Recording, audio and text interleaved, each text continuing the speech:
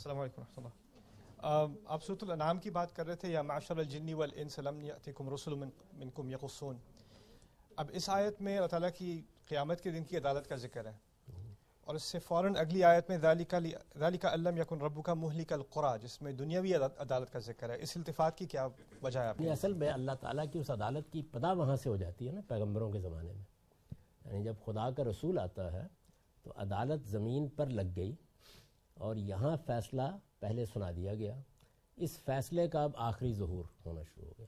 آگے جزا و سزا کی ابتدا یہاں سے ہو جاتی ہے.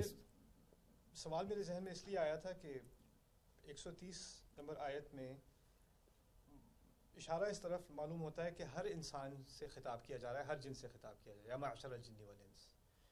اور ذالک ان لم یکن ربک مہلک القری خاص قوموں کی طرف ذکر ہے، تو ایک عام سے خاص کی طرف بات صحیح ہے. بالکل، یعنی قیامت میں گویا اللہ تعالیٰ سب انسانوں سے یہ خطاب کریں گے کہ کیا میرے پیغمبر تمہاری طرف نہیں آئے تھے.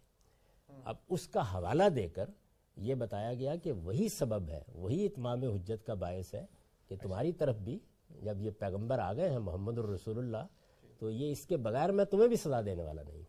قرآن میں یہ مضمون ایسے ہی آتا ہے، کبھی رسولوں کا جو انذار ہے اس کے نتیجے کو سامنے رکھ کے آخرت کی طرف، کبھی آخرت کو سامنے رکھ کے اس نتیجے کی طرف. اس کو اگر دیکھنا ہو، سب سے اچھا اس کا جو بڑا ہی خوبصورت بیان ہے وہ سورہ حاقہ میں ہے. یعنی پہلے یہ بتایا گیا ہے کہ کیسے یہ عذاب آئے ہیں، اور اس کے بعد وہاں سے اٹھایا ہے بات کو، اور اٹھانے کے بعد پھر قیامت کی